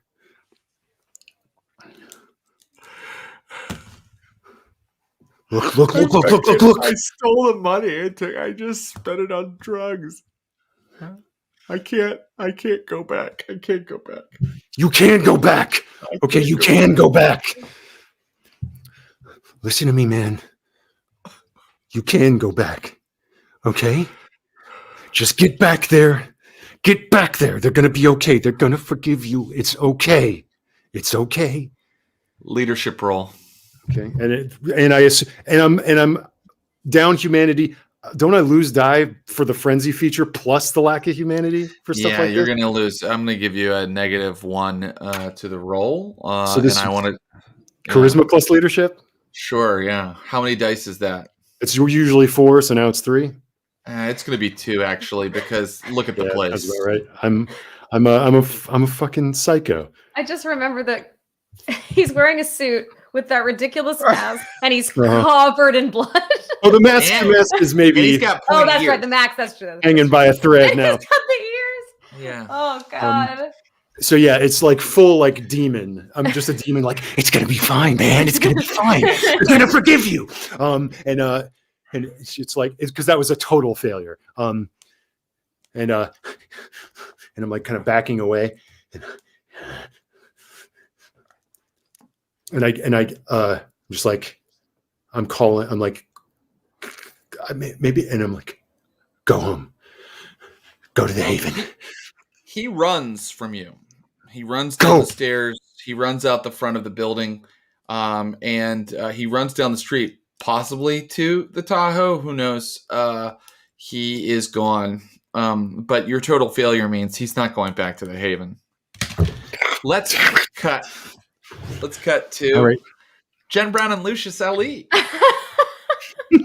Shit. Jen Brown and Lucius Ali. Wow, what an incredible scene. Thank you, Ross Bryant and Curtis Krieger, for bringing us that horror show. Oh no.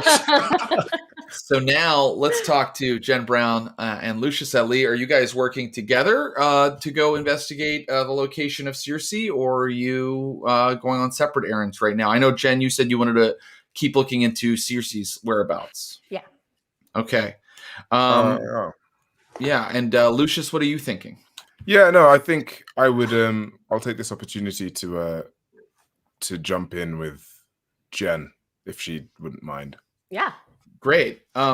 So in fact, Classic. you're going to use your gargoyle sort of like bloodhound kind of ability that you've kind of discovered, and that means I would just like a leadership role from you to kind of, go out on the chase again, finding where Circe may have gone to ground. Leadership plus charisma, or leadership That sounds plus... good. That sounds Okay. good. And I'm keeping track of the number of successes that Gargoyle gets when a Gargoyle searches, but you must first make the leadership roll to get Gargoyle to obey. 2 successes?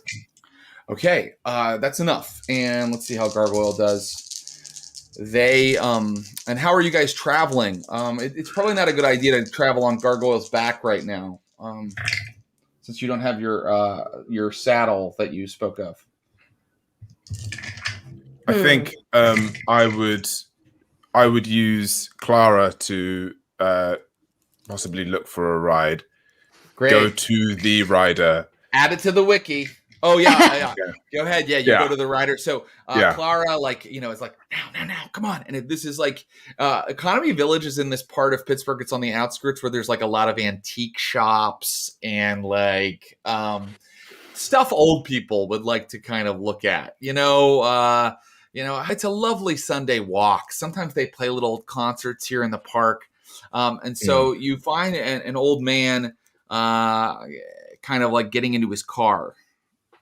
And I'm gonna like put my hand on his shoulder, turn him around, and be like, "Hey,"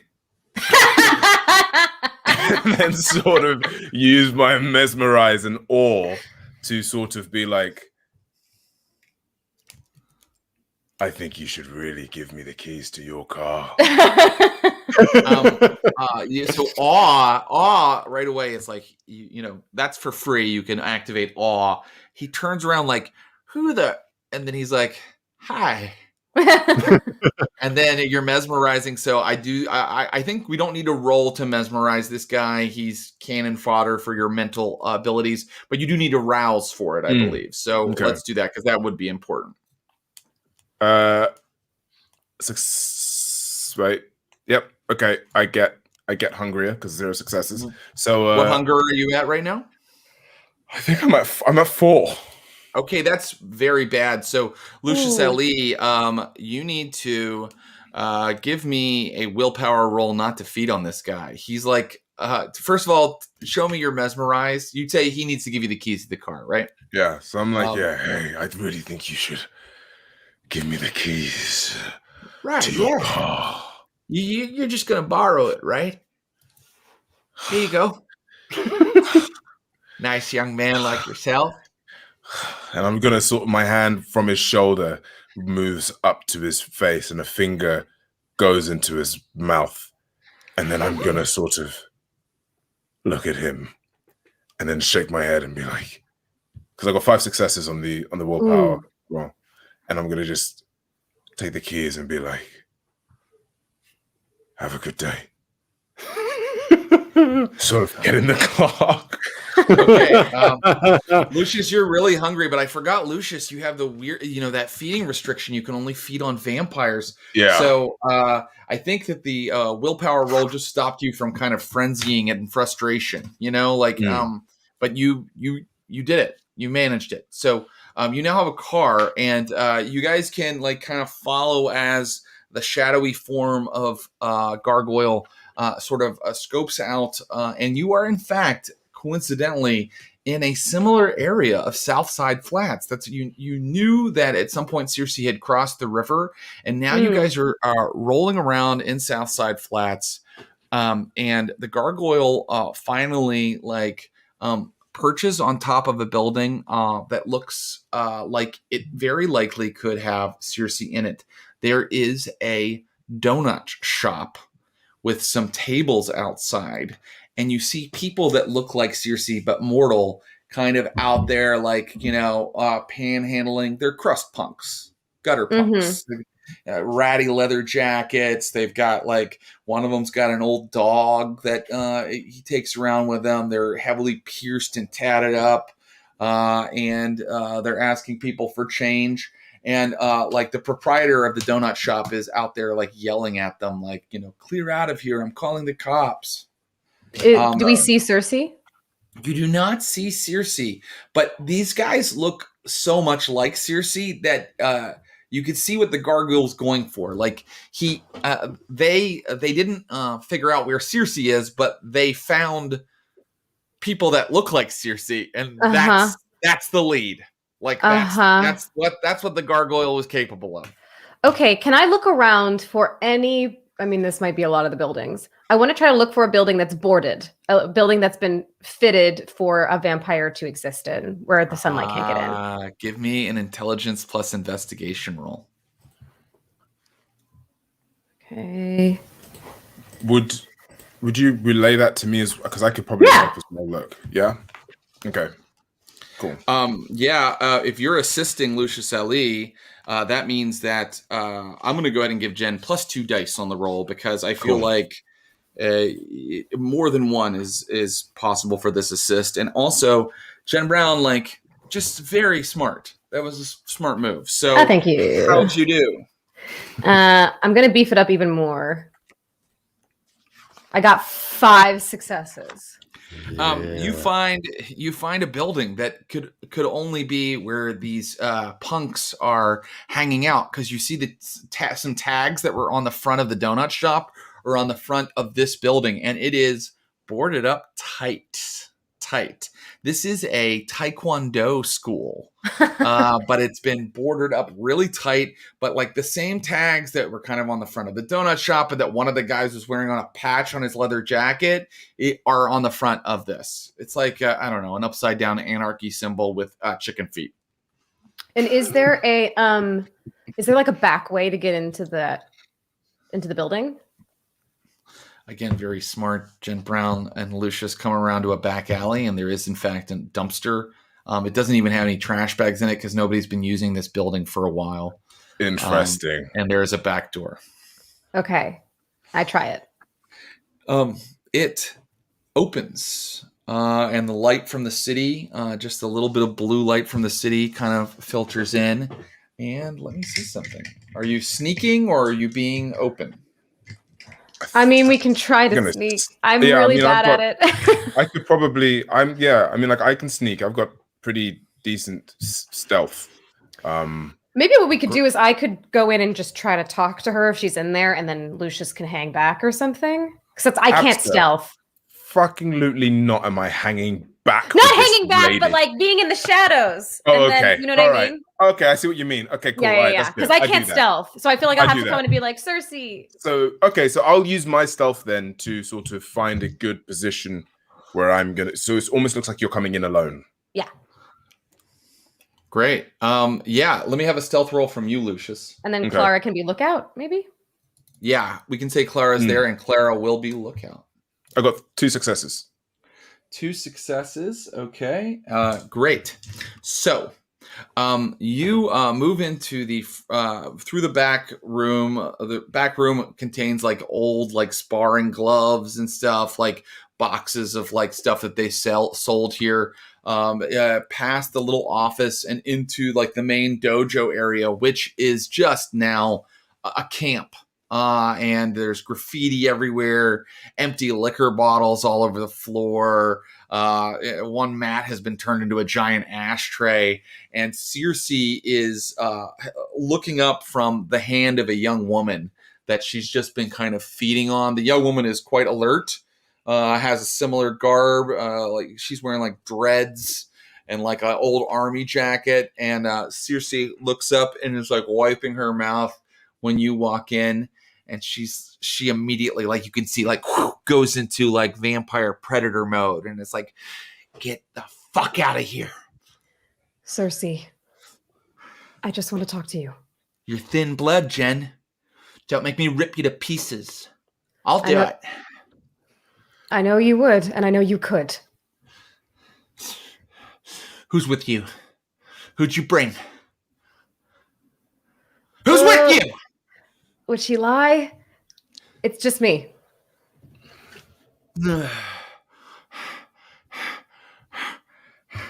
Let me roll her extra a dice for heightened senses. Oh, shit.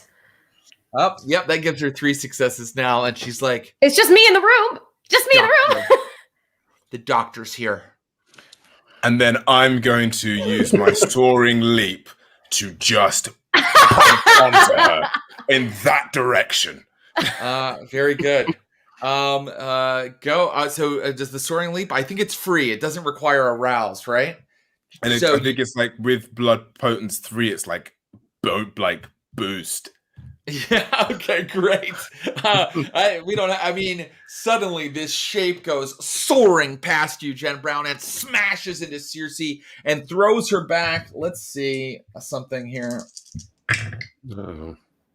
Yeah, it smashes her into the front window of the dojo. You know that those are often big glass windows. There are boards up front, like that said like BLM, please don't loot or whatever. But like the window is on this side, on the inside, and you just shatter it as Circe goes into it from your soaring leap. And now Circe is like, you fucking fascists. Wait. You fucking Nazis. And then I'm going to look into her eyes and be like kind of mesmerized and be like, you want to sleep. You're so tired. You want everybody to do what you tell them to do. You have to have control. Everybody's your dog. You think you can control us? Okay, mental power versus mental power. Here we go, because she's using something too. And let's see, both could go off, or maybe only one. You can roll your mesmerize, Lucius, and she's going to roll her mental power, and let's see what happens here. So what is your goal? You want her to sleep? Is that what you're telling me? I wanted to calm the frick down, and I think I'm very hungry. Is she bleeding? Yeah, after being thrown through a glass window, yeah, she's got some cuts and she's bleeding a little bit, and she just got full of blood from this young lady. She just kind of like had a sip. The young lady, by the way, Jen Brown, is screaming and running for the exit. Okay. So let's see what everybody's going to do. I know what Lucius is going to do. He's rolling his mind power. Circe's rolling her mental power. The young lady is running for the back door. Jen Brown, what do you want to do this round? I want to try to cloud the young lady's memory. Okay, great. So we established that Jen Brown normally feeds on phlegmatic blood, that she diffractionates it and does a bunch of stuff in it to make it palatable to her. Maybe there's a little vodka in whatever she had last time she fed. So you have that power. You have the cloud memory, level 1 dominate power, and you can go ahead and roll that. And let me know if anybody needs their dice pulls.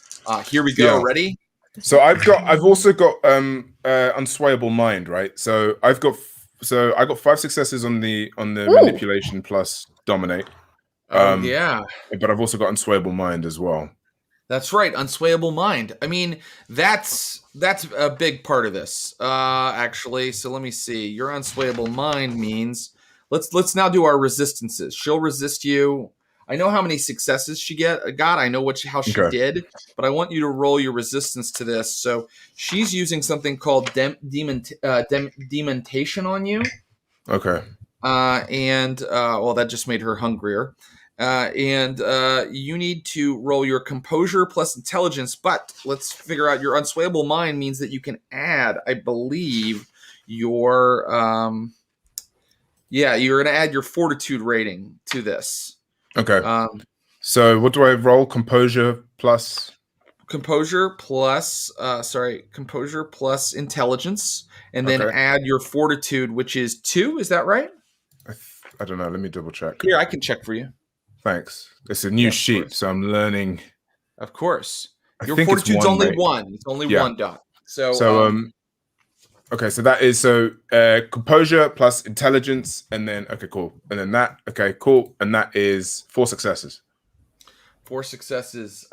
That's really good, except that she rolled a critical on her dementation roll. And I'm gonna say that a critical goes off even when you do such a good job. But on the other hand, let's see how she does against your mesmerize. How many successes did you roll on that? Do you remember? 5. Okay, never mind. I'm not even gonna make her roll. So, 5 successes is a ridiculous amount, and I think that what happens is her dementation affects you just as she's like, whoop, to the ground, like asleep. And what does it do? It awakens. I can't believe your compulsion came into play before. Your compulsion comes into play again this session. Suddenly, Lucius, you must play this like you are your arrogance comes to the fore again. You are in charge, and you take a 2-die penalty on anything that isn't ordering people around. Okay. I'm going to look to... Let me take one moment. I'm so sorry, Abu. How does your roll go, Jen Brown? Wait, total failure. So I guess she just bolts and she bolts past you, but Clara's out there. Let's see how Clara does. Okay, Clara just criticaled. So we'll find out. MVP. We'll find out what that means in a minute. But for now, this woman pushes past you, Jen Brown, out into the alley. Clara takes care of her. Lucius, I interrupted you. Go ahead. What are you going to do? I'm just going to kind of turn to Jen and be like, search the room, find the book. And then once you find it, get into the car. Okay. Well, I do want the book, and I don't know how long this is going to last, so I am going to look for the book. Okay. Intelligence plus investigation. No, wits, because it's like you're searching quickly. Oh, wits. Wits is not as good. 2 successes? 2 successes is enough. This isn't a complicated study with safes and stuff. It's a camp, and you dig around in near a backpack you know to be Circe's. You open up a sleeping bag, and there the book is.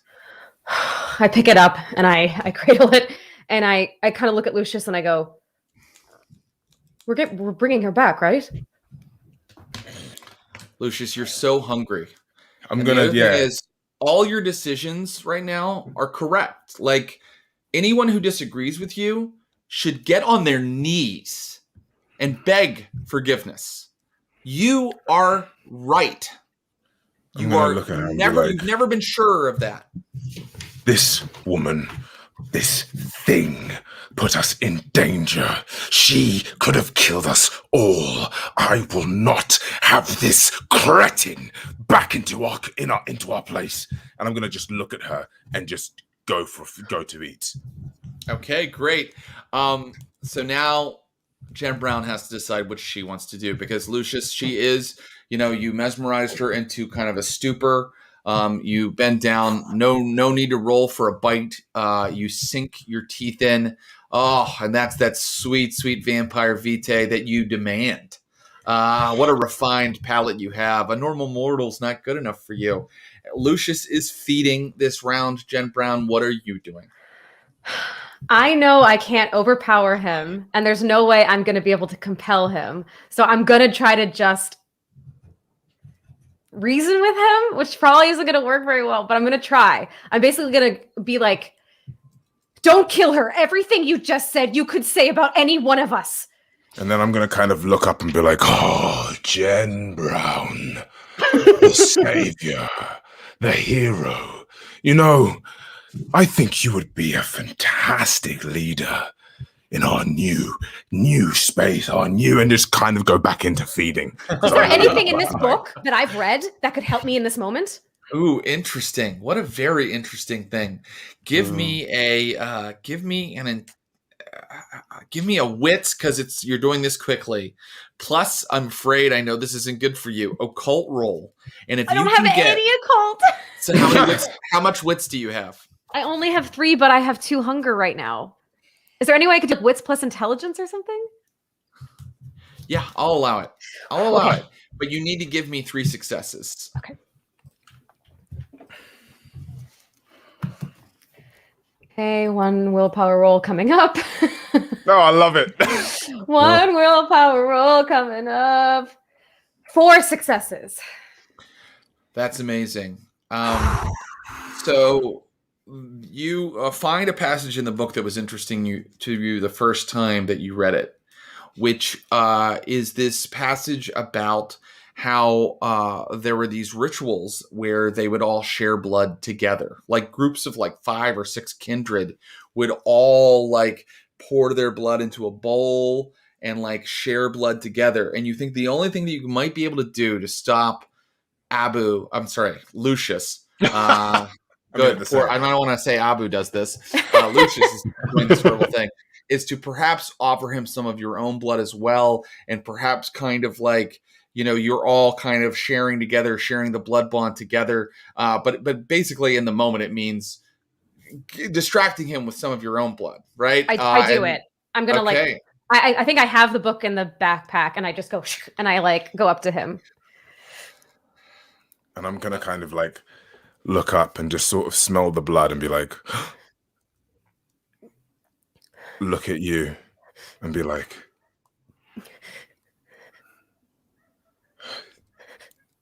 what are you? You're hungry, right? Don't kill her. Is the dimension is that still in my head? It is. You're arrogant, but this fits with that worldview. It's like she's, abasing herself before you. She's offering her blood to you. And I'm sort of taken aback by this. I'm like, but at the same time, I'm going to kind of go to grab her arm. Mm-hmm. And then I'm going to drink. It's a much weaker vintage, but the power is still in there. And she's thin blood. She's like 15th generation. So, but what fills you with kind of what sates a different type of hunger in your mind is that she has, basically given herself over to you in this way. And now I want Jen Brown, you to know that the idea that is kind of happening here, because like Circe starts to come to, and it's kind of like looking up at both of you, and like Circe now is like, oh, by the way, you gain 1 hunger, Jen Brown. Lucius, you have drank enough from Circe and enough from Jen Brown to remove 2 of your hunger. Okay, now Circe's kind of looking at all of you, and she's kind of like she's hungry too. But she can stay sleepy. She's still under your power, so I'm not going to say that she's like a fight and get away. She can't do that right now. But what she is doing is she's kind of like and I know this is weird, guys, but goddamn, this is a weird game. So she is suddenly also kind of like asking for blood. I was going to say, do I child or an animal like needs food? Yeah. Do I instinctively? Because I'm thinking like, do I then instinctively like pull back and then kind of take off a bite from myself to feed her? Because it's about, surely there's a sense of like this weird passing circle going on. Yeah, people all over the world join in. Blood train. But you can decide not to. Abu, Lucius could decide in this moment that no, this, she's still a cretin, as he said, and is not worthy of it. It's up to you. But he could also decide yes. Well, I think I'm gonna kind of get my hand, and then go to touch her face, But as I do, like, I feel like this strength sort of come to me, and I grab her jaw and I look to Jen and I'm like, you kill her. No. And that's where we're going to stop today. Ooh, yeah. Wow. What a fantastic game from these three amazing players. Let's chat. Tell them how much you love them. This was so fun, guys. So creepy. So this game is so rated R. It's not even funny. man. Yeah, this is their cheers. No. The rules are popping off in all kinds of interesting ways. Dementation. It's a rule. It's a power that I've thought about for a while. It activates your compulsions, and it what an interesting scene it made for today. So, thanks, guys. Thank you. Thank you. Is Jen gonna kill Circe? Don't answer that. Guys, it's been a pleasure as usual. Ross Bryant, Ashley Burch, Salim. Follow them on their socials. Tell them how much you love seeing them in this game. And I'll say goodbye until next time. Bye, guys. Bye. Yeah. Bye. I'm going to hang out, and I can answer maybe a question or a comment. I want to thank the viewers for being here. We see our numbers get a little higher every time, and that makes us feel really good, like we're doing a good thing. Stream of Blood only profits from subscriptions on Twitch. So if you are a viewer that enjoys the show, your subscriptions help us, create more content for the Stream of Blood, more different types of streams, to prepare special things for our subscribers, like the upcoming session where we are going to create the setting of Philadelphia. That's coming up this Thursday, April 1st. We're going to create the Philadelphia. It's Never Sunny in Philadelphia setting for our Vampire of Pittsburgh Chronicle. So please do subscribe. And thank you for your subscriptions, those of you who are already here who view the show. Vampires of Pittsburgh continues next Sunday at 10 a.m. Pacific. This coming, sorry, my notes are all freaky deaky.